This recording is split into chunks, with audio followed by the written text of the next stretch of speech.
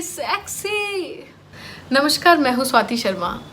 आप मुझे इस गाने से ज़रूर जानते होंगे और ये आपका प्यार है और भगवान का आशीर्वाद है मेरे ऊपर, मेरे माँ बाप की मेहनत है और उनका आशीर्वाद है मेरे ऊपर कि मुझे अपने लाइफ टाइम में इतना बड़ा गाना मिला और जिससे मेरी एक पहचान बन गई संगीत के क्षेत्र में। और मैं जहाँ पे भी जाती हूँ, अगर मैं ये गाना गाती हूँ तो लोग मुझे यूँ पहचान लेते हैं।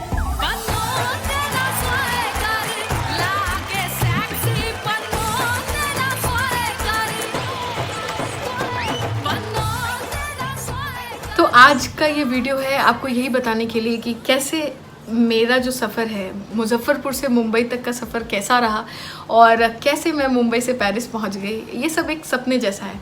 तो आइए चलिए मैं आपको एक जर्नी पे लेके चलती हूँ और मैं यही कोशिश मेरी रहेगी कि मेरी इस जर्नी से आपको अगर इतनी सी भी हेल्प मिले प्लेबैक सिंगर बनने के लिए या बॉलीवुड में एंट्री के लिए या किसी भी तरीके से या सिंगिंग में ही मैं अगर आपकी इतनी सी भी हेल्प कर पाऊँ तो मुझे बहुत अच्छा लगेगा। तो आइए शुरू से शुरू करते हैं। मेरा जन्म मुजफ्फरपुर बिहार में हुआ और मेरी स्कूलिंग भी उधर से ही हुई, आदर्श विद्या मंदिर से। मैं बचपन में बहुत ज़्यादा पढ़ाई में थी, बहुत ज़्यादा, मतलब इतनी ज़्यादा पढ़ाई में थी कि मुझे कई बार मैंने सोच लिया था कि मैं डॉक्टर बनूँगी। अब सोचिए, डॉक्टर बनना था और सिंगर बन गई। कहते हैं यहाँ पे जो लिखा होता है उसको कोई नहीं बदल सकता। मैं बहुत सीरियस थी, मैं बहुत ज़्यादा अच्छी थी पढ़ाई में और मैं बिल्कुल मेहनत करती थी पढ़ाई में। मेरी जो छोटी बहन है शिखा, वो बचपन से ही बोल सुन नहीं सकती थी और मैंने अपने घर में हमेशा अपने पापा मम्मी को उस टाइम पे हमेशा यही देखा कि वो कैसे पैसे का अरेंजमेंट कर पाएँ और कैसे उसका ऑपरेशन हो पाएगा। तो ये जब मैं देखती थी तो मुझे बहुत बुरा लगता था कि मतलब कोई एक बच्चा सफ़र कर रहा है और उसके पेरेंट्स उसका हेल्प नहीं कर पा रहे जस्ट बिकॉज ऑफ द पैसे की वजह से। तो मेरे दिमाग में हमेशा था कि नहीं, मैं डॉक्टर बनूंगी और मैं ऐसे बच्चों को ट्रीट करूंगी और मैं फ्री में ट्रीट करूंगी और मैं जितना अपने एंड से जितना भी हेल्प हो सकेगा मैं करूँगी। तो ये सोच थी मेरी डॉक्टर बनने के पीछे। तो इसी सोच को लेकर के मैं आगे बढ़ रही थी। और कहते हैं ना, मतलब कभी कभी आप सोचते कुछ हैं और लाइफ आपको कहीं और ही ले जाती है। तो हुआ ऐसा कि मेरे पापा को संगीत का बहुत शौक़ है बचपन से ही, वो भी गाते हैं और उनको बहुत शौक़ था संगीत का, पर वो कभी खुल के किसी को बोल नहीं पाए, ना मेरे दादाजी को ना घर में किसी को पता था। तो वो उनको बहुत सारे गाने सुनने का शौक़ था, तरह तरह के गाने वो सुनते थे। अलीशा चिनाय जी के गज़ल सुनते थे और कई गाने, मतलब हर तरह के गाने सुनते थे।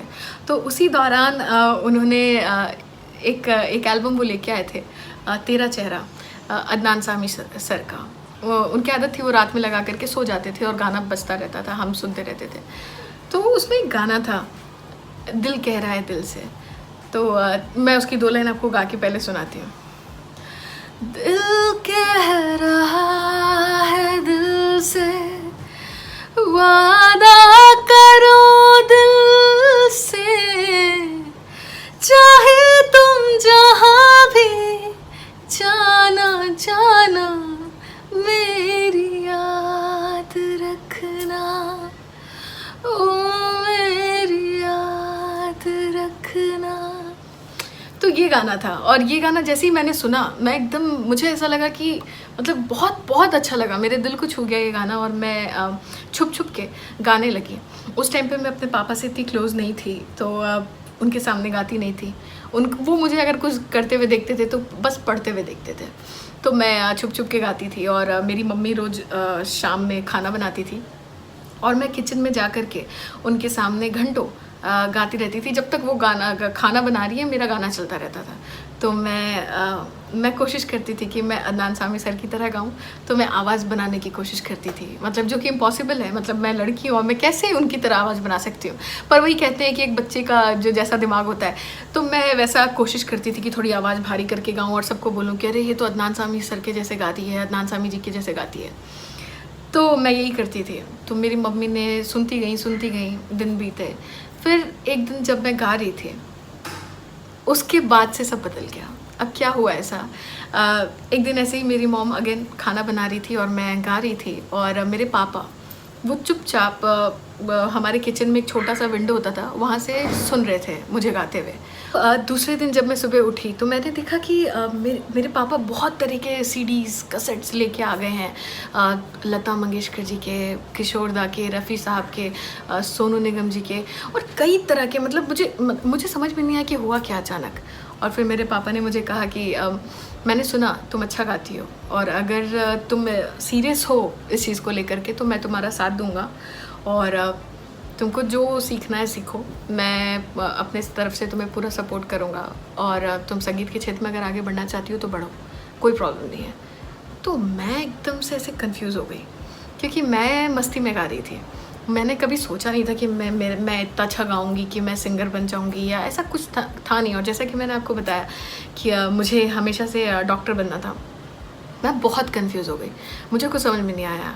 हालांकि मेरे पापा ने मुझ पर कभी कुछ थोपा नहीं, उनको पता था कि मुझे डॉक्टर बनना है, तो उन्होंने बोला कि तुम सोच लो, टेक योर टाइम, अगर तुमको डॉक्टर बनना है वेल एंड गुड, तुम पढ़ाई करो और अच्छे मार्क्स लाओ, अच्छे ग्रेड्स लाओ, और आगे चल के तुमको जिधर भी जाके पढ़ाई करनी होगी मैं उसमें भी सपोर्ट करूँगा।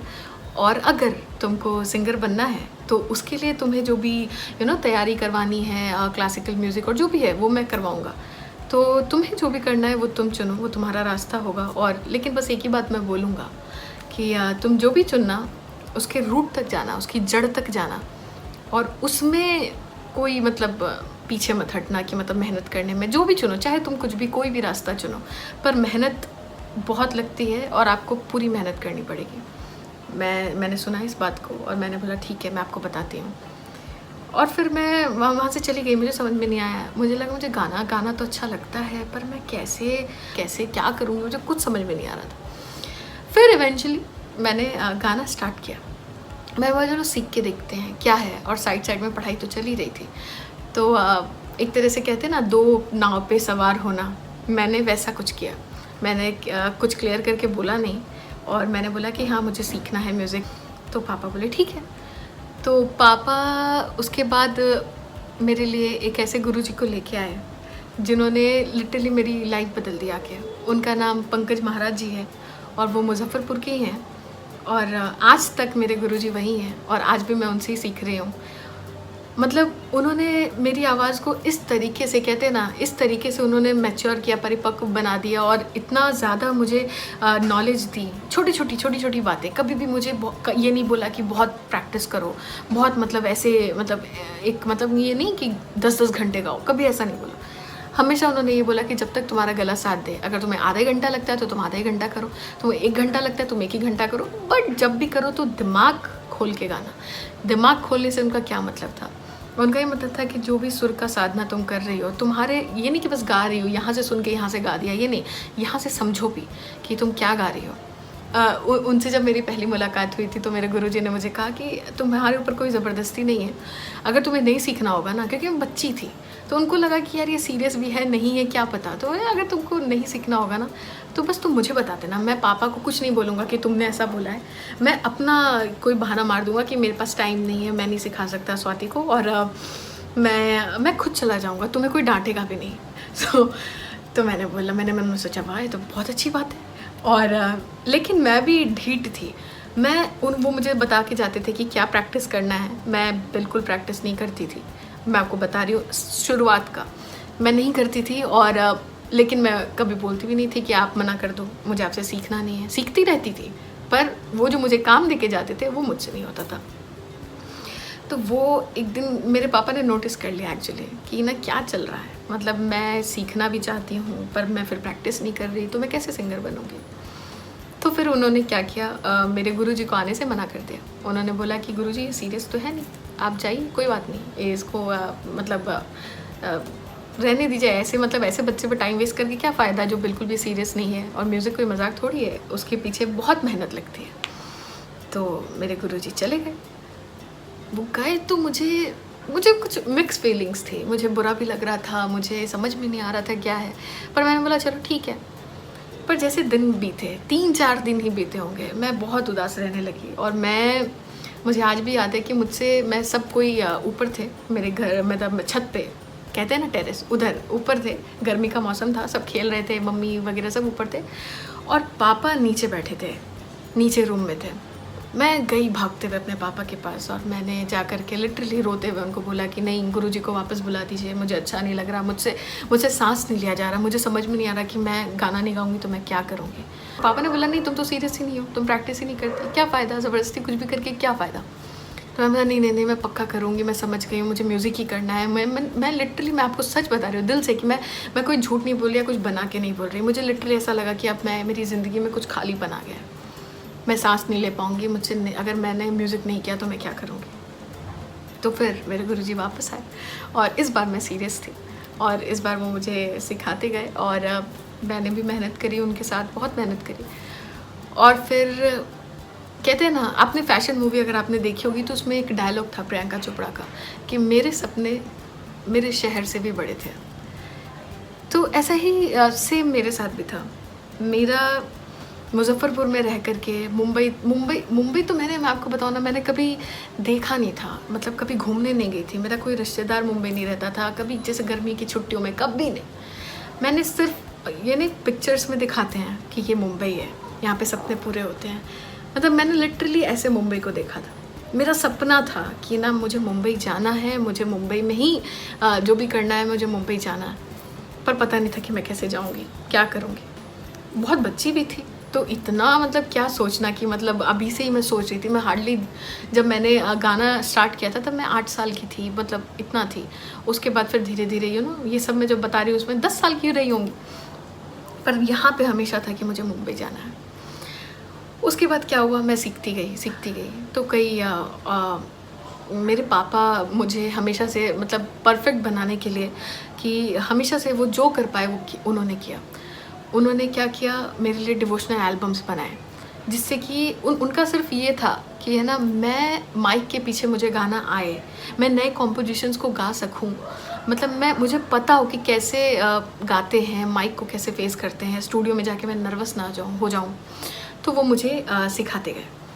तो उन्होंने मुझे वो 1 एल्बम 2 एल्बम ऐसे करते करते मैंने नहीं भी तो 150 से ज़्यादा डिवोशनल सॉन्ग्स गाए हैं, 150 से भी ज़्यादा।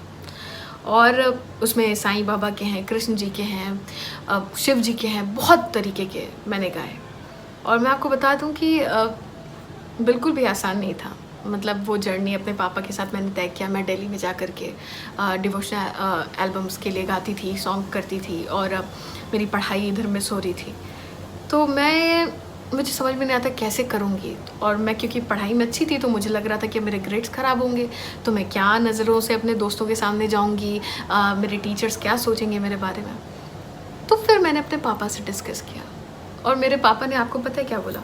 मेरे पापा ने बोला मुझे कि बेटा तुम पास हो जाना, मुझे और कुछ नहीं चाहिए, बस तुम अपना 100%, अगर तुमने सोच लिया म्यूज़िक को देना है तो तुम अपने म्यूज़िक में कहीं से मतलब पीछे मत हटो, तुम बस इतना पढ़ाई कर लो कि तुम पास हो जाओ, मुझे चलेगा। उनकी तरफ से मेरे ऊपर रत्ती भर का भी प्रेशर नहीं था। उस ज़माने में जब सब बोलते थे कि डॉक्टर, इंजीनियर और यही सब एक 90% लाना है, 95% लाना है, ये जो एक रेस चलती थी, और मैंने तो अपने घर में बहुत क्लोजली इस चीज़ को देखा है, तो बहुत बड़ी बात थी मेरे लिए। और फिर कुछ रियलिटी शोज़ आए और फिर मैंने ट्राई किया। अब एक मुजफ्फ़रपुर से एक लड़की मुंबई कैसे जाएगी? तो जो टीवी पे दिखाते हैं कि रियलिटी शो में आप पार्ट लेते हैं और आपको बोलते हैं कि हाँ आप सिलेक्ट हो गए, आपको मुंबई लेके जाएंगे। मैंने सोचा मेरे लिए भी वही रास्ता है। मैंने एक रियलिटी शो किया जिसमें कि मैं उसका एज था 18 ईयर्स एंड अबव, ठीक है। और मैं उस टाइम पे आपको बता दूँ मेरी एज थी 13 साल या 14 साल की थी। मुझे पता था कि मैं डिस्क्वालीफाई हो जाऊंगी, मेरे पापा को भी पता था कि मेरा सिलेक्शन नहीं होगा, पर फिर भी मेरे अंदर कॉन्फिडेंस आ सके तो मेरे पापा ने मुझे फिर भी भेजा। मतलब आप समझिए कि सुबह में जो मैं घुसी हूँ 5-6 बजे, रात में 3-4, दूसरे दिन सुबह में 3-4 बजे मेरा नंबर आ रहा है और मेरे पापा थ्रू आउट मेरे साथ बैठे हैं।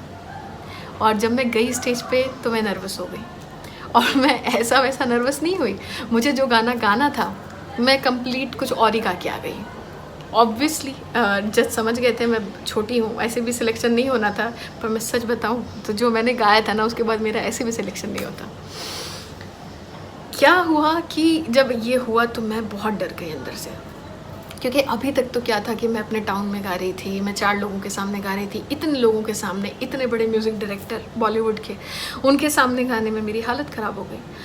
और जैसे ही मैं उतरी तो आपको पता है मेरे बहुत लोग थे जो मुझे बहुत सुना रहे थे, बोल रहे थे पूरी मेहनत तुमने ख़राब कर दी, हमने इतनी मेहनत करी, तुम्हारे लिए लाइन में लगे, तुम्हें घुसाया, क्या कुछ नहीं किया, और तुम जा कर के मतलब तुमने ये कर दिया, मतलब तुमने गा तक नहीं पाई तुम ढंग से।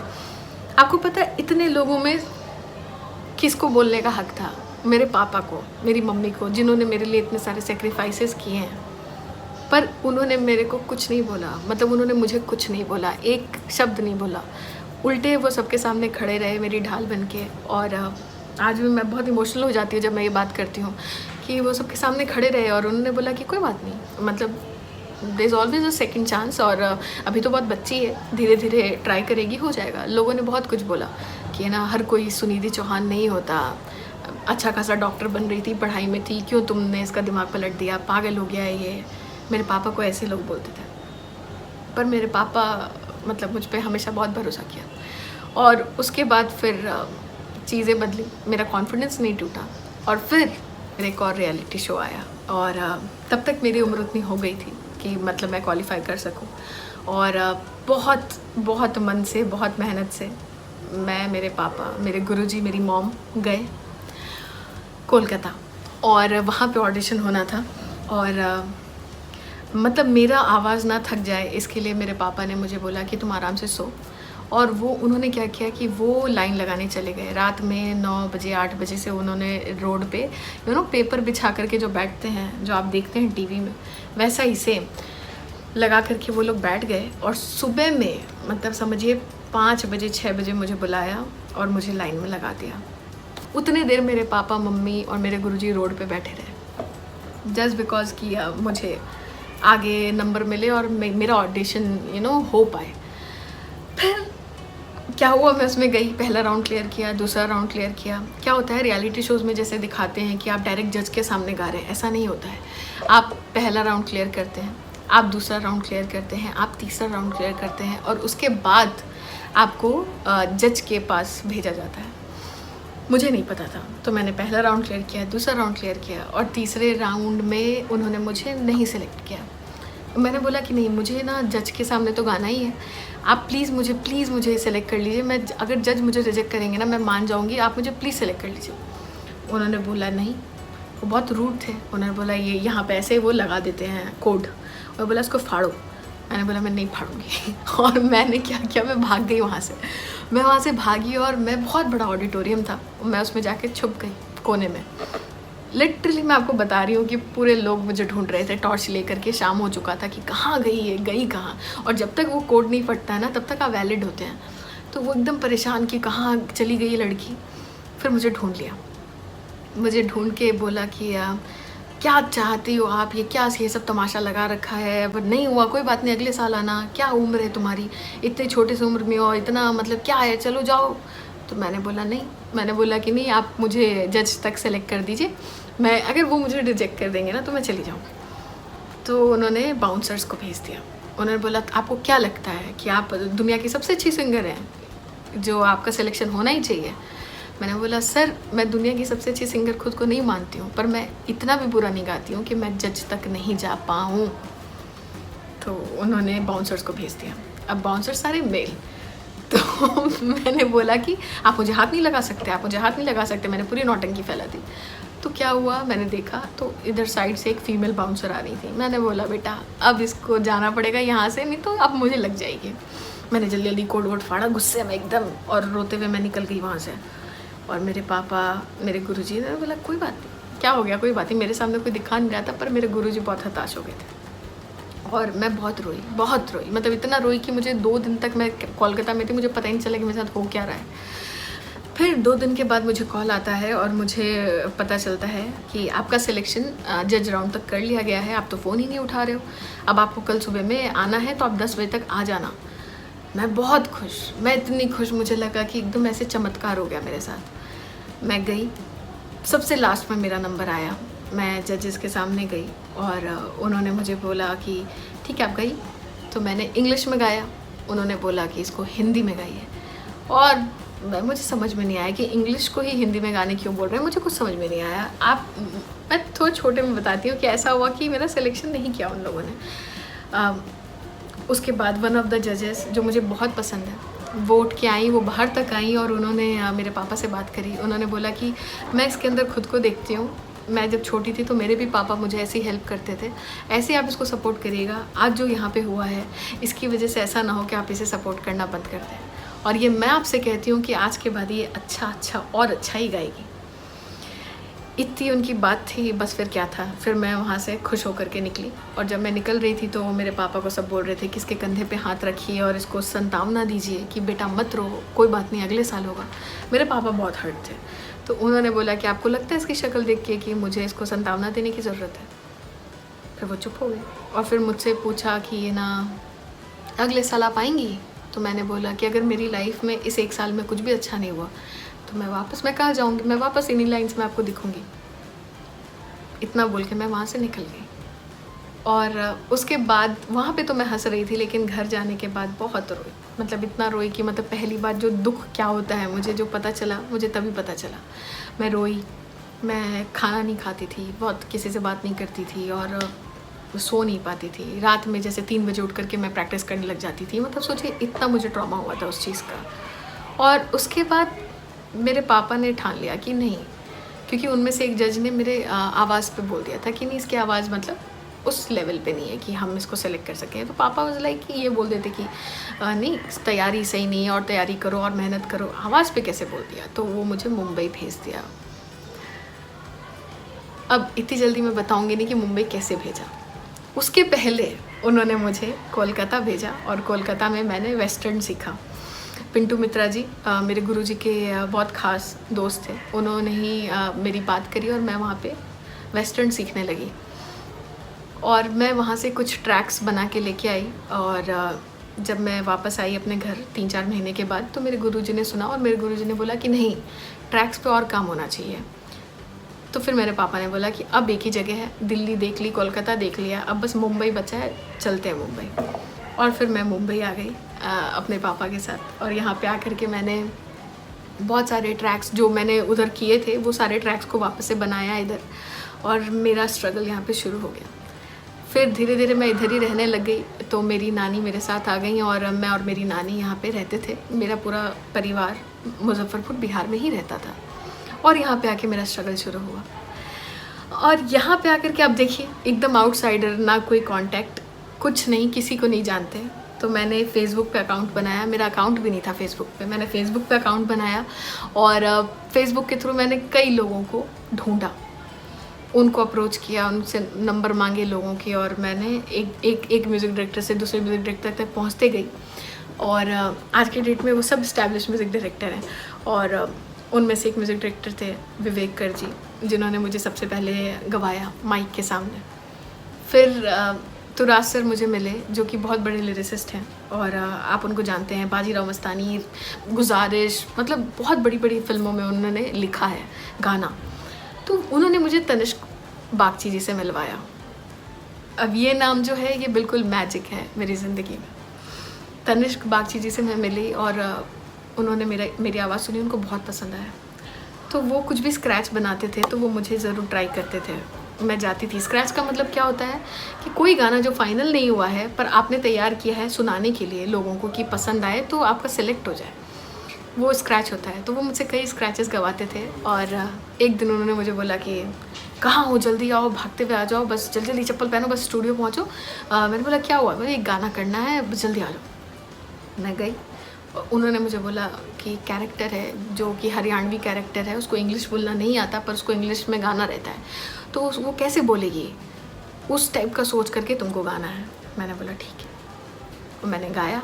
और वो दिन का दिन है और आज का दिन है कि लोग मुझे आज तक उस गाने से जानते हैं। वो गाना था बन्नो तेरा स्वागत लागे सेक्सी तो उसमें वो गाना मैंने गाया और वो गाना तनिष्क जी को बहुत पसंद आया। उन्होंने आनंद नील राय सर को सुनाया, जो कि डायरेक्टर है मूवी के तनु वर्ट्स मनु रिटर्न्स के, और उनको इतना पसंद आया कि उन्होंने बोला कि नहीं, फाइनल गाने की ज़रूरत नहीं है, इसको ऐसे ही दे दो।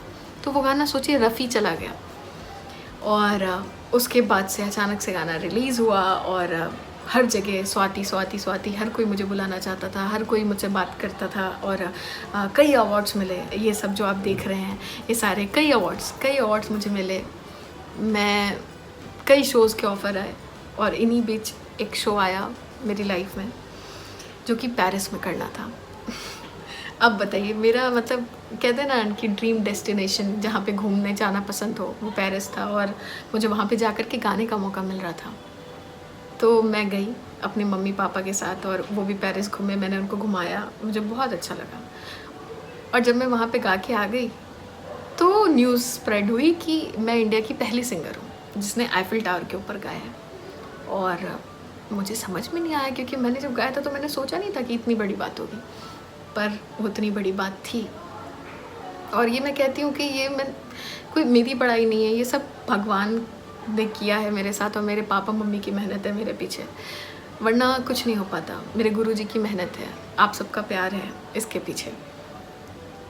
तो मैं इस तरीके से पेरिस तक पहुंच गई और गाया। उसके बाद मैंने दुबई में शो किया, बहरीन में शो किया, कई जगह शो किया, ऑल ओवर इंडिया में काफ़ी शोज़ किए।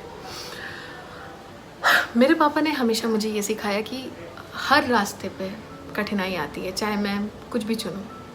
तो कोई भी रास्ता जब चुनो तो उस पर एकदम ऐसे घोड़े की जैसे यहाँ पे लगा देते हैं ना, तो उसको ना इधर दिखता है ना उधर दिखता है, बिल्कुल वैसा ही समझो। अपने लक्ष्य को अपने नज़र के सामने रखो और उस पर काम करते रहो। ये मैंने मेरे पापा से सीखा है और यही मैं अपने लाइफ में इम्प्लीमेंट करती हूँ।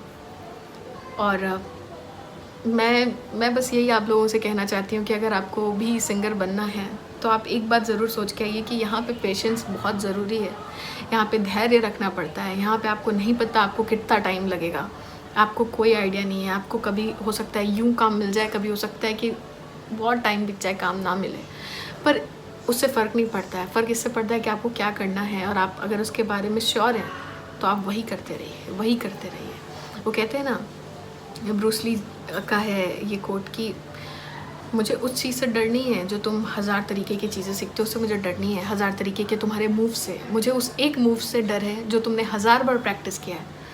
तो एक ही चीज़ जिसको आपने बार बार प्रैक्टिस किया उस पर भरोसा रखिए। और मेरे गुरुजी मुझे जो बताते हैं मैं आपको वो बताना चाहूँगी कि सरगम का रियाज करना बहुत ज़रूरी है, सुर का साधना बहुत ज़रूरी है।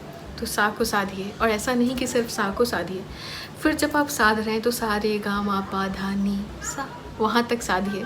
और जिस टाइम आपकी आवाज़ जैसी रहे, अगर ऊपर नहीं जा पा रही कोई बात नहीं, आप प तक ही रियाज करके आ जाइए, आप म तक ही गा लीजिए, पर हर दिन आधे घंटे भी करना बहुत ज़रूरी है। क्योंकि क्या होता है उससे आपका डेली आपको पता नहीं चलेगा, पर लॉन्ग टर्म में आपको दिखेगा कि कितना डेवलपमेंट हुआ है, आपने कितनी चीज़ें सीखी है, आपको रियलाइज़ भी नहीं होगा और वो सारी चीज़ें आपके सामने होती जाएंगी।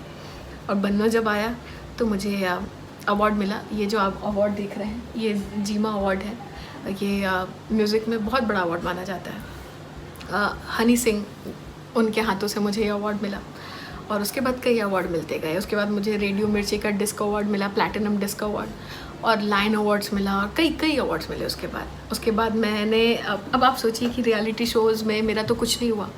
मैंने कोशिश की, पर फिर आगे चल के मैंने एक रियलिटी शो जज किया, और ताधिन धिन्ना उसका नाम था, महुआ पे शायद आता था, और उस पर मुझे पता चला कि मैं इंडिया की यंगेस्ट जज हूँ।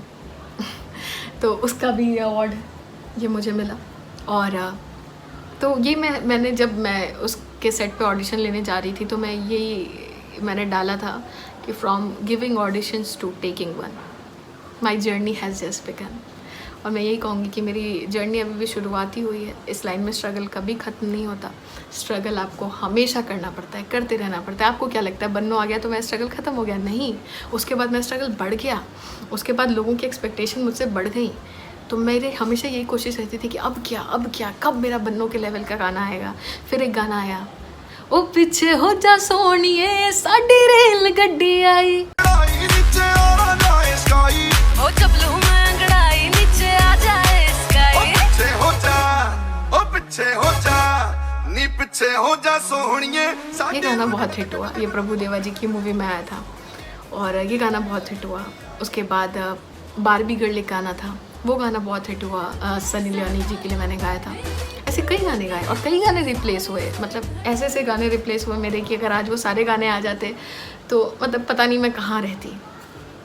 बहुत बड़े बड़े गाने, मैं आपको क्या बताऊँ, बहुत बड़े बड़े गाने मेरे रिप्लेस हुए। तो होते हैं कई बार कोई लोग आपसे अच्छा गा देते हैं, कई बार आर्टिस्ट साइंड होते हैं जो रहता है कि नहीं यही गाएंगे।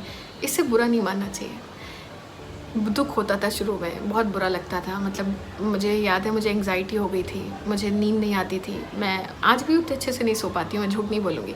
पर अब मेरे सपने मुझे सोने नहीं देते हैं, क्योंकि मैंने हमेशा से जो सोच लिया है कि मुझे ठानना है तो मुझे वो पाना है। तो इस चक्कर में मैं बहुत ज़्यादा इंटू हो जाती हूँ किसी भी चीज़ में, किसी चीज़ को पकड़ लेती हूँ तो फिर उसको मैं पकड़ लेती हूँ। तो यही मैंने म्यूज़िक के साथ किया है। तो उतार चढ़ाव आते रहते हैं, बनने के बाद भी कई उतार चढ़ाव आए, कोई फ़र्क नहीं पड़ता है। मैं रोई, अच्छा है, रोना चाहिए। अगर आप उसको बाहर नहीं निकालेंगे तो आप अंदर ही अंदर घुटते रहेंगे। उसको बाहर निकालिए, रोइए, फिर खड़े हो जाइए, फिर आगे बढ़िए, गिरिए, खड़े होइए, आगे बढ़िए। यही एक मंत्र है। किसी भी चीज़ को यहाँ पे मत आने दीजिए, यहाँ पे अटैक मत होने दीजिए, यहाँ पे लगाइए। दिल पे लगेगी ना तब मेहनत करेंगे, तब आग लगती है कि नहीं मुझे करना है। मैं हर ऑड को पार करके मैं जाऊँगी। जब मैं मुजफ्फरपुर से पेरिस जा सकती हूँ, मैं कोई बैकग्राउंड के बिना मैं बॉलीवुड में गा सकती हूँ, तो अब तो मैं हूँ। तो मैं कैसे नहीं मुझे आगे काम मिलेगा, मैं कैसे नहीं मुझे अपॉर्चुनिटी मिलेगी। बस यही सोचती हूँ और हमेशा काम करती रहती हूँ। अभी भी भगवान के जैसे कई गाने आने वाले हैं और उम्मीद करूँगी कि आएँ और आपके सामने और भी कई गाने ऐसे आएँ कि जिससे आप मुझे जानें और आपको और प्यार मिले मुझे। और मेरे लिए हुआ है, मेरा सपना पूरा हुआ है, आपका भी होगा और मैं अपने सपने पूरे करते रहूँगी। मेरा सपना क्या है एग्जैक्टली? मेरा सपना है, मैंने अपने सपने में एक लड़की को देखा है, उसका नाम स्वाति है। वो बहुत खुश है, वो अपने मम्मी पापा के लिए वो सारी चीज़ें कर चुकी है जो उसने कभी सोचा था। उनको वो सब चीज़ लेके दे चुकी है, उनको दुनिया घुमा चुकी है, वो बहुत खुश है। मुझे वही लड़की बनना है और जब तक मैं वो लड़की नहीं बनूंगी मैं करती रहूँगी। आप भी करते रहिए, कभी भी सेटिस्फाइड मत होइए खुद से, खुद के काम से, और हमेशा मेहनत करते रहिए। जिस दिन आप सेटिस्फाई हो जाएंगे उस दिन आपका मेहनत करने का मन नहीं करेगा, कभी नहीं। हमेशा और अच्छा और अच्छा और अच्छा करने की कोशिश करते रहिए। तो आपने मेरी जर्नी सुनी और मैं उम्मीद करती हूँ कि आपको हेल्पफुल रही होगी। और मैं सबसे पहले रिक्वेस्ट करना चाहती हूँ, जितने भी पेरेंट्स हैं अगर वो मेरी बातें सुन रहे हैं तो आप प्लीज़ अपने बच्चे पे भरोसा कीजिए और उनको सपोर्ट कीजिए। उनको कम से कम देखिए, उनको जो करना है उनको वो करने दीजिए। आपको लगता है कि गलत होगा, कोई बात नहीं, ये उनकी गलती होगी। गलती करेंगे तभी तो सीखेंगे और तभी सुधारेंगे। इसलिए आप अपने बच्चों को अपनी गलतियां करने दीजिए, उससे उनको मत रोकिए। नहीं तो वो कभी भी लाइफ जान कैसे पाएंगे कि लाइफ क्या होती है और कैसे मैच्योरिटी आएगी। उनको क्रिकेटर बनना हो, उनको सिंगर बनना हो, उनको डांसर बनना हो, एक्टर बनना हो, डॉक्टर बनना हो, इंजीनियर बनना हो, जो बनना हो, आप प्लीज़ उनको पूरा सपोर्ट कीजिए। जैसा कि आपने मेरी जर्नी में सुना कि मेरे पापा मम्मी का कितना सपोर्ट था। अगर मेरे पापा मुझे इतना सपोर्ट नहीं करते तो क्या आपको लगता है कि मैं यहाँ पे आकर के आपसे आज इस लेवल पे होती कि आपसे डिस्कस कर पाती? क्या आपको लगता है कि ये सब मुझे मिल पाते या मैं पेरिस तक जा पाती? नहीं। जब एक पेरेंट्स का सपोर्ट होता है ना तो एक बच्चे के अंदर आ जाता है कि अरे, फिर किसी बात का डर नहीं होता। फिर ये होता है कि भाई मैं स्ट्रगल कर रही हूँ तो मैं शेर बन के स्ट्रगल करूँगी, बिल्ली बन के नहीं। और सारे बच्चों को मैं यही कहूँगी कि जितना ये सारी चीज़ें ज़रूरी हैं उतनी पढ़ाई भी ज़रूरी है। आपने सुना होगा मैं पढ़ाई में बहुत अच्छी थी और थ्रू आउट मैं पढ़ाई मैंने छोड़ा नहीं। मैंने ग्रेजुएशन करी और मेरे गुरु पंकज महाराज जी जो हैं उनसे मैंने सीखा और मैंने संगीत विशारद की डिग्री हासिल करी, जो कि इक्विवेलेंट होता है ग्रेजुएशन के।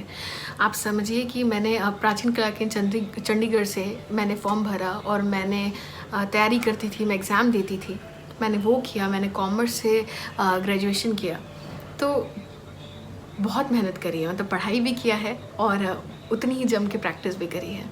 और खेल कूद में भी मैं वैसी ही थी, मतलब क्रेज़ी, मतलब कबड्डी खेल रही हूँ, बैडमिंटन, क्रिकेट। तो इसलिए मस्ती कीजिए। और जो बच्चे डिप्रेशन, एंग्जाइटी इन सबसे गुजरते हैं तो मैं आपको बता दूँ कि मैं खुद मैं गुजरी हूँ। मैं आज भी मुझे एंग्जाइटी हो जाती है पर मैं उससे डरती नहीं हूँ, मैं उससे फ़ाइट करती हूँ।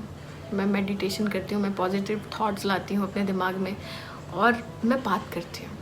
अब मेरे दोस्त हैं, अगर वो फ्री हैं तो ठीक है, नहीं होते कई बार नहीं होते हैं, कोई ज़रूरी नहीं कि कई बार आपको बात करना हो और आपके सामने लोग हों, कोई बात नहीं, खुद से बात कीजिए। मैं आपको बता दूं, आपका सबसे अच्छा दोस्त आप खुद हैं। आपके सबसे अच्छा जो आपको समझ सकता है, जो आपकी बातें सुन सकता है, वो आप हैं। जब भी कुछ भी अच्छा हो ना, तो उसकी जितनी खुशी होनी चाहिए उतनी खुशी आप लाइए अपने चेहरे पर, और हमेशा अपने दिमाग में एक लक्ष्य रखिए और हमेशा ऐसा सोचिए कि आपको वही पाना है और आप पाएंगे। ये आप सोचेंगे तो आप ज़रूर पा लेंगे। सेकंड थॉट्स मत लाइए कभी भी अपने दिमाग में। याद रखिए कि मैंने शुरुआत में जो गलती करी थी, मैं 2 नाव पे जो सवार हो रही थी, वो नहीं होना है। सपने देखने का हक सबको है, उस पर टैक्स नहीं लगता है।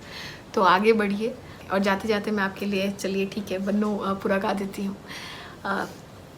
जिसके लिए मुझे इतनी बड़ी अपॉर्चुनिटी मिली है, वो तो गाना बनता है। तो ये आप सबके लिए।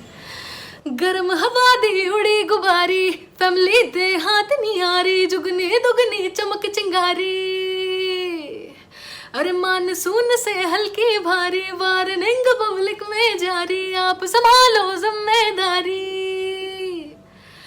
बात बात कर दी है, हाथ बात मार दी है, बैठे कभी ना बैक सीट, बनो तेरा स्वागर लागे सेक्सी, बनो तेरा स्वागर लागे सेक्सी, बनो तेरा स्वागर लागे सेक्सी।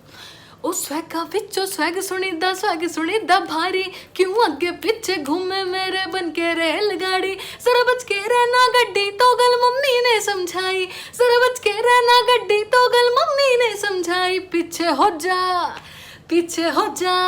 नी पीछे हो जा सोनिए, साडी रेल गड्डी आई, पीछे हो जा सोनिए, साडी रेल गड्डी आई, पीछे हो जा सोनिए, साडी रेल गड्डी आई। तो ये मेरे 2 गाने थे जो कि बहुत ज़्यादा लोगों को पसंद है, और आप ऐसे ही सुनते रहिए मुझे, ऐसे ही मुझे प्यार देते रहिए। और मैं चाहती हूँ कि आप कोई भी एक गाना अपने पसंद का गा करके हमें अपलोड करिए। यहाँ पे आपको डिटेल्स मिल जाएंगे डिस्क्रिप्शन में, आप अपलोड कीजिए या आप टैग कर दीजिए या आप मेल कर सकते हैं। और अगर आपका गाना हमें पसंद आता है तो इस चैनल से क्या पता आपका शेयर हो जाए और आपको भी मौका मिले आपकी आवाज़ हज़ारों लाखों लोगों तक पहुँचाने की। और मैं खुद कोशिश करूँगी कि मैं अपने सोशल मीडिया हैंडल से शेयर करूँ। मेरा सोशल मीडिया हैंडल है @स्वाति शर्मा लाइव इंस्टाग्राम पे, और फेसबुक पे भी स्वाति शर्मा से आप मुझे ढूंढ सकते हैं। ब्लू टिकट आपको मिल जाएगा, और इधर भी अगर डाल देंगे तो सही रहेगा। अगर यहाँ पे डलता है तो आप इस पर टैग करके मुझे भी भेज सकते हैं, तो मैं भी शेयर कर दूँगी, ये मैं आपसे वादा करती हूँ। Okay guys, love you all. ध्यान रखिए, मेहनत करते रहिए, और आई जस्ट प्रे कि आप सबका सपना पूरा हो। आप सभी बच्चों से यह अनुरोध है कि आप भी इस प्रतियोगिता में हिस्सा लीजिए और अपनी एंट्रीज को हमारे पास भेजिए। आप अपनी एंट्रीज हमें 3 तरीकों से पहुंचा सकते हैं। पहला, व्हाट्सएप द्वारा इस नंबर पर भेज सकते हैं। नंबर है 9321961744 9321961744। दूसरा, आप हमें ईमेल भी कर सकते हैं इस मेल आईडी पे BEPCDDPROGRAM@gmail.com, या आप हमें डाक के माध्यम से भी अपनी एंट्रीज भेज सकते हैं इस पते पर। गुणवत्ता संभाग, बिहार शिक्षा परियोजना परिषद, शिक्षा भवन, राष्ट्रभाषा परिषद परिसर, सैदपुर, राजेंद्र नगर, पटना 800004। बच्चों, आपको अपनी एंट्रीज हमें इस प्रारूप में भेजनी है। सबसे पहले विद्यार्थी का नाम, फिर विद्यालय का नाम, उसके बाद कक्षा और एकदम अंत में जिला। इस तरह से लिखकर आप अपनी एंट्रीज हम तक पहुंचा सकते हैं। और याद रखें, आप हमें अपनी एंट्रीज आने वाले शुक्रवार शाम 6 बजे तक ही भेज सकते हैं। धन्यवाद। अक्सर जब जिंदगी में आप समस्याओं से घिर जाते हैं, ऐसी समस्याएं जो सामाजिक, राजनीतिक, आर्थिक या पर्यावरण से संबंधित अपने गांव, तहसील या राज्य में, उस दौरान शायद आप आवाज उठाना मुनासिब ना समझें या लाचारी से महसूस हो क्योंकि आपको उनका हल निकालना नहीं आता है। ये जरूरी नहीं है कि आप कोई मशहूर व्यक्ति या संगठन के द्वारा ही आप इन मुद्दों पर चर्चा करेंगे, क्योंकि मुद्दों पर ध्यान आकर्षित करने के लिए बहुत तरीके होते हैं। आप खुद अपने बल पर आसपास के लोगों और गांव इत्यादि के सहारे उस मुद्दे पर रोशनी ला सकते हैं। इतिहास हमें बताता है कि सावित्रीबाई फुले, B.R. अम्बेडकर और गांधी जी जैसे महान हस्तियों ने अपने आप उन समस्याओं को देखकर, उनको समझकर और किसी और का इंतजार ना करते हुए खुद उन समस्याओं के हल निकालने की हिम्मत की। अगर आपको भी अपने गांव या राज्य की समस्या को समझना है और उनके चतुर उपाय निकालने की चाह है, तो आप बिल्कुल सही जगह पे आए हैं। मैं मुरांगवीना हूँ और आज मैं इस विषय में आपको कुछ बताना चाहती हूँ। मैं उत्तर पूर्व भारत के अरुणाचल प्रदेश से हूँ और अपने परिवार से उच्च शिक्षा प्राप्त करने वाली पहली पीढ़ी की महिला हूँ। मैं एक लेखक, कहानीकार, रिसर्चर और एक शिक्षक हूँ। मेरी कहानियाँ अक्सर महिलाओं की वास्तविकता को दर्शाती हैं और सामाजिक अन्याय के बारे में और हमारे जीवन के उद्देश्यों के बारे में सवाल करते हैं। आज मैं आपको समस्याओं का हल कैसे निकालना है वो बताना चाहती हूँ और उनकी क्या क्या आवश्यकताएं होती है वो भी बताएंगे। सामाजिक, राजनीतिक, आर्थिक या पर्यावरण सुधार को बढ़ावा देने के प्रयास को सोशल एक्टिविज्म कहते हैं। पिटीशन या याचिका जारी करना, मुद्दों के बारे में लिखना, रैलियां निकालना, सड़कें पर उतरना, हड़ताल, बैठक और भूख हड़ताल जैसे कई रूप होते हैं प्रॉब्लम सॉल्विंग के। एक अच्छा समाज बनाने के लिए अलग अलग क्षमता वाले लोगों की जरूरत होती है। हम सब साथ मिलकर मुश्किलों से निपटने की तरीके ढूंढते हैं और फिर ये तरीके कानून और नीतियों के रूप में ले लेते हैं। पर कुछ मामले ज़्यादा संगीन होते हैं। इन मामलों का उपाय निकालने के लिए हमें एक सामग्रिक दृष्टिकोण की जरूरत है। इंग्लिश में कहते हैं होलिस्टिक अप्रोच। एक ऐसा उपाय जो अधिक से अधिक लोगों का उद्धार करे। तो चलो हम देखते हैं। पहला कदम है देखना, ऑब्जर्वेशन। देखो आपके घर में या पड़ोस में या आपके स्कूल में क्या हो रहा है। स्कूल में अगर कोई स्वच्छ शौचालय, बाथरूम नहीं है और कोई साफ पानी पीने का नहीं है, तो ये स्वस्थ और सामाजिक कल्याण का मुद्दा है। या तो ऐसा कुछ समस्या जिसे हम आमतौर पर अनदेखा करते हैं, जैसे कि डराने धमकाने की आदत, दूसरों का मजाक उड़ाना या हंसी उड़ाना, किसी की बहिष्कार करना या बड़े स्तर पर पर्यावरण के मुद्दे, कानून के मुद्दे इत्यादि। कुछ भी शुरू करने से पहले देखना और समझना बहुत जरूरी है। दूसरा कदम, आपको किन मुद्दों की परवाह है। Find your cause, what hurts you the most। आपके आसपास देखने के बाद आप सबसे किन चीज़ से परेशान होते हैं?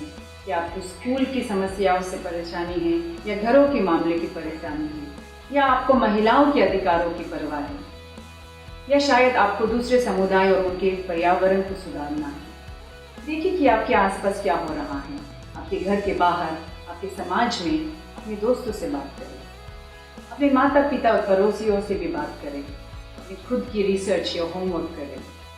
ध्यान रखें कि आप जो भी न्यूज़ पर सुनते हो और देखते हो उनकी जांच करें, ये बहुत ज़रूरी है। नेक्स्ट, तीसरा कदम, पिक अ कॉज, एक मुद्दा उठाइए। चलो एक ऐसा मुद्दा उठाते हैं जो मेरे लिए बहुत ही महत्वपूर्ण है, शिक्षा और महिलाओं का सशक्तिकरण के बीच का संबंध, literacy and empowerment of women.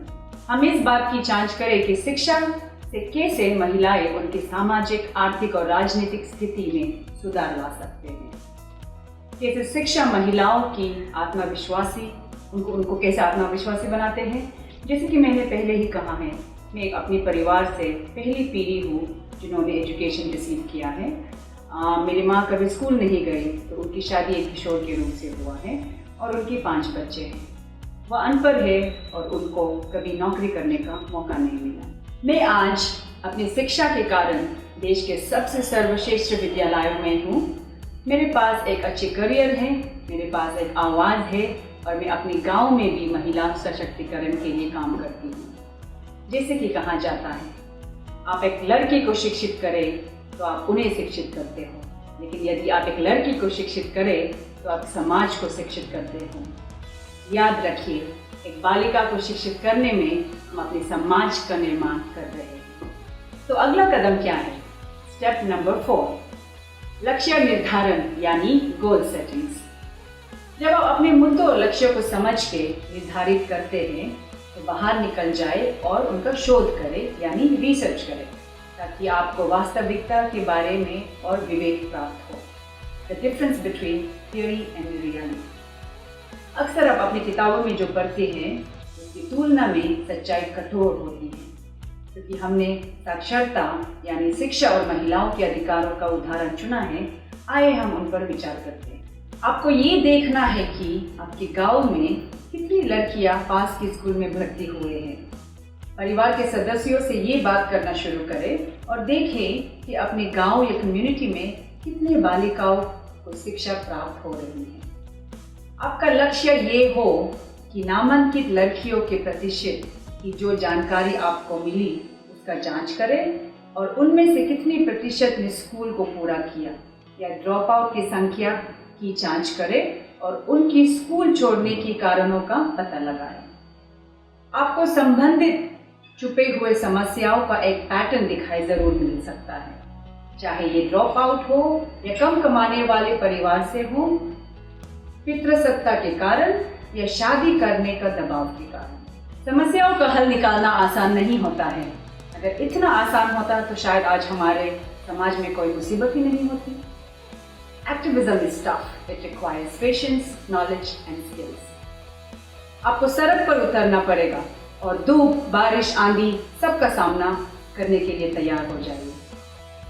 सामाजिक बदलाव लाने के लिए ज़रूरत है धैर्य, ज्ञान और कौशल। कौशल यानी स्किल्स, और कौशल 2 तरीके के होते हैं, हार्ड एंड सॉफ्ट स्किल्स। तो हम सॉफ्ट स्किल्स से शुरू करते हैं। नंबर 1, विजन यानी दृष्टि। अपने मुद्दों को हल करने के लिए आप में दूरदृष्टि की क्षमता होनी चाहिए। नंबर 2, एम्पैथी यानी सहानुभूति। सहानुभूति एक बहुत ही महत्वपूर्ण गुण है जिसके द्वारा आप समस्या की जड़ तक पहुंच सकते हैं। नंबर 3, ओपन माइंडेडनेस यानी खुला विचार। आपके पास बहुत लोग आएंगे, विचार और दिक्कतें लेके आएंगे, तो ये बहुत ज़रूरी है कि आप अपना कान और अपना मन खुला रखें। नंबर 4 है लीडरशिप स्किल्स। आप में पहला कदम उठाने की ताकत होनी चाहिए। Number 5, ability to work in a team. एक संगठन का सदस्य होने की शक्ति होनी चाहिए। नंबर 6 है पेशेंस यानी धैर्य। कभी कभी आपको अपने मामले के लिए सरकारी दफ्तरों का चक्कर काटना पड़ सकता है। उस समय अपनी दिशा से दूर ना हो जाइए और डिस्करेज ना हो जाइए, लेकिन धैर्य से काम लें। नंबर 7 है इफेक्टिव कम्युनिकेशन स्किल्स। प्रभावी कम्युनिकेशन एक प्रॉब्लम सॉल्विंग के लिए बहुत ज़रूरी होता है। और अंत में है नंबर 8, प्रैक्टिकलिटी। जो रिसोर्सेज आपके पास अवेलेबल है आप उसी का उपयोग करें और समय का ध्यान रखिए। तो अभी देखते हैं हार्ड स्किल्स में क्या क्या होते हैं। पहला है क्रिएटिविटी। बोलने के साथ साथ आप अपनी सिहाई का भी इस्तेमाल करें। As they say, the pen is mightier than sword. इस टेक्नोलॉजी की दुनिया में आपके पास बहुत सारे साधन हैं अपने मैसेज दूसरों तक पहुंचाने के लिए। आप वीडियो या ऑडियो का इस्तेमाल कर सकते हैं। आजकल का सबसे बड़ा टूल है जिससे आप मैसेज पहुंचा सकते हैं दूसरों तक। या तो पोस्टर बनाएं, नुक्कड़ नाटक या कविताओं के माध्यम से भी आप अपना मैसेज शेयर कर सकते हैं। दूसरा है सामाजिक नेटवर्किंग यानी to be able to create social networking. एक प्रॉब्लम का सलूशन लाने के लिए आपको बहुत ज़रूरी है कि अलग अलग क्षमता के लोग साथ में मिलकर काम करें। तो ये it is very natural that we will want a good social network. इन स्किल्स के अलावा अपने भरोसेमंद लोगों के एक लिस्ट अपने साथ रखें। ज़रूरी है कि उनको वही काम दे जिनको वो कुशलता से निभा पाए। अगर आपको एक प्रोटेस्ट मार्च बुलाना हो, एक स्पष्ट रूप में एक संदेश लिखे, विरोध का समय और स्थल की घोषणा करें। अगर धूप रहे तो टोपी और अगर बारिश रहे तो एक छाता लाने का संदेश दें। हमेशा पानी की बोतल और आरामदायक जूते पहनें और याद रखिए पानी की बोतल प्लास्टिक ना हो। और या तो रंगीन टी शर्ट्स का भी इस्तेमाल कर सकते हैं, लेकिन वो ज़रूरी नहीं है। ज़रूरी ये है कि आपकी प्रोटेस्ट मार्च का उद्देश्य क्या है। Point number 6, the right to protest, आपका विरोध करने का अधिकार। क्योंकि आप एक लोकतांत्रिक देश के नागरिक हैं, आपको विरोध करने का संवैधानिक हक है। लेकिन उससे पहले कुछ ज़रूरी चीज़ें आपको याद रखनी पड़ेगी। यदि प्रोटेस्ट करने वालों की संख्या भी ज़्यादा हो तो आपको स्थानीय पुलिस स्टेशन से लिखित अनुमति लेनी होगी, जहां आप डेट, टाइम और जगह और नंबर ऑफ पार्टिसिपेंट्स का डिटेल्स देंगे। उदाहरण के लिए आप एक पर्यावरण समस्या उठाइए। आपको अगर नेशनल या इंटरनेशनल ध्यान चाहिए तो आपको जाने माने नाम जिन्होंने पर्यावरण के लिए काम किया, आप उनको बुला सकते हैं। जैसे कि एक युवा कार्यकर्ता है मिस लिसिप्रिया खम्बुजम, जो एक 7 साल की लड़की है इंडिया के मणिपुर से। लेकिन आप चाहते हैं कि कोई इंटरनेशनल अटेंशन मिले, तो एक 17 साल की लड़की है जिसका नाम आपने सुना होगा, उसका नाम है मिस ग्रेटा थुनबर्ग। आपके कारण से जुड़े एक नामी चेहरा आपको आंदोलन को बढ़ाता है, लेकिन ये एकमात्र तरीका नहीं है। आप खुद एक आंदोलन का चेहरा बन सकते हैं। पॉइंट नंबर 7, अपने लक्ष्यों को निर्धारित करें, यानी गोल सेटिंग्स। आपको खुद से पूछना होगा कि आप अपने आंदोलन से क्या चाहते हैं। बस विरोध करने में जवाब नहीं है। हमारे देश का निर्माण ही आंदोलन के बल पे हुआ है, अहिंसा के सिद्धांतों पे। गांधी जी के दर्शन ने भारतीय स्वतंत्रता को निर्देशित किया। भारत छोड़ो आंदोलन एक महान उदाहरण है। उन्होंने ये भी कहा, सौम्य तरीके से आप दुनिया को हिला सकते हैं। गांधी जी से प्रेरित बहुत आंदोलन विश्व स्तर पर भी हुए, दक्षिण अफ्रीका से लेकर अमेरिका तक। हिंसा और युद्ध को कभी विरोध के साधन के रूप में उपयोग ना करें, क्योंकि युद्ध कभी शांति नहीं लाता है और उससे हमेशा महिलाएं और बच्चे सबसे बुरे प्रभावित हुए। पॉइंट नंबर 8, परसिस्टेंस यानी दृढ़ता। पहले वह आपको अनदेखा करते हैं, फिर वह आप पर हंसते हैं, फिर वह आपसे लड़ते हैं, फिर आप जीतते हैं। बहुत सारे बदलाव लाने वाले आज आप जैसे युवा हैं। जिस तरह से युवा आज सड़क पर उतर कर शोर कर रहे हैं अपने मुद्दों को लेकर, वो वाकई में गजब है। अगर आप पढ़ और लिख सकते हैं, ये आपके कर्तव्य है कि आप अपने समाज और इस दुनिया को अगली पीढ़ी के लिए एक बेहतर जगह बनाएं। आप विरोध करते हैं क्योंकि आप लोगों और समाज की परवाह करते हैं, क्योंकि आप समानता और न्याय की परवाह करते हैं। इसमें कुछ बुराई नहीं है, लेकिन परिवर्तन धीरे धीरे होता है और अक्सर छोटे छोटे कदमों से भी परिवर्तन शुरू होता है। और ये मैं यकीन से कह सकता हूँ कि जब एक युवा बोलता है तो दुनिया की एक हिस्सा जागरूक हो जाता है। युवाओं की आवाज़ में दम है और मैं युवाओं की शक्ति में विश्वास रखती हूँ। As I conclude, I am reminded of our former Prime Minister Pandit Nehru's wisdom, who once said, "Children are nation's future and tomorrow's citizens." आज मुझे पंडित नेहरू के कुछ मूल्य शब्द याद आ रहे हैं। बच्चे देश के भविष्य और कल के नागरिक हैं। धन्यवाद और नमस्ते।